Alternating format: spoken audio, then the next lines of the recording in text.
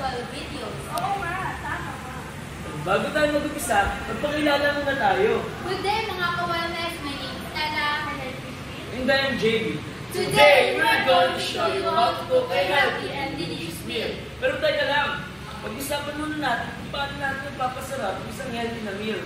Wow, masarap na, masustansya nga. Ito ang natutunan natin sa pinanood nating videos.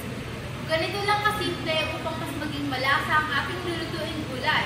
Gumamit ng Maggi Magic Sarap. Ito ay gawa sa freshness ng kapwa tulad ng bawang, luya, sugar at iba pang spices. At siguraduhin natin ng ating gulay na gagamitin ay sariwa. Paano nga ba malalaman na sariwa ang gulay? Para malaman natin na sariwa ang gulay, siguraduhin na ito ay buo, hindi slice, matingkad ang kulay at laki mo kilis na pumabalik. Andito na po tayo ngayon sa aming gulayan sa paaralan. Dito ay makikita natin ang iba't ibang gulay na maaari natin magamit sa ating nilulutong putahe. Katulad na lamang ng parsley, lemongrass, malunggay at iba pa. Tara, samahan niyo kami mag-harvest para sa aming lulutuin.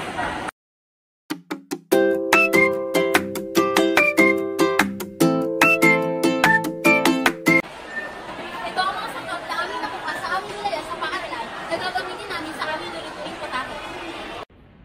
At ngayon naman, nandito kami sa munting gulayan sa aming tahanan. Kung saan may makikita tayong kalamansi, Kamyas, lettuce, kutchay, luya at marami marami pang pang iba. iba.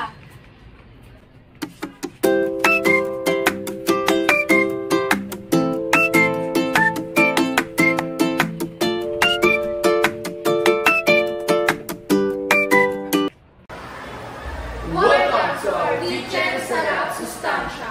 Today we're taking a creative spin on a favorite seafood veggie laksa. We're keeping it simple with some key ingredients like shrimp, mussel, and few flavorful additions to build up our meal. Alright, let's get over what we're using today. Meron tayo dito shrimp, mussel, and veggies. And para sa ating dessert, gagawa tayo ng caramel and smoothie. Trust us and let's start. Pero bago tayo magsimula, maghugas muna tayo ng ating kamay.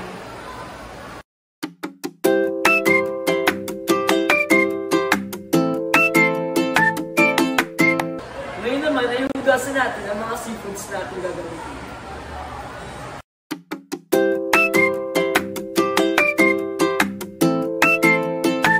At ngayon naman ay mag-prepare tayo ng mga ingredients para sa ating nilulutuing seafood veggie laksa. At ako naman ang prepare para sa ating gagawin.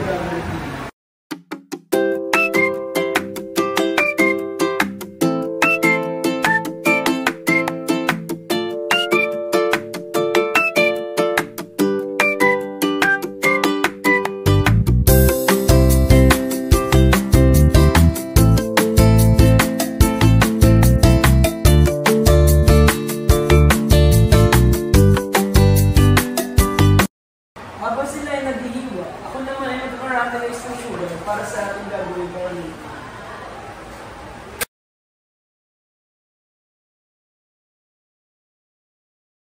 At ngayon naman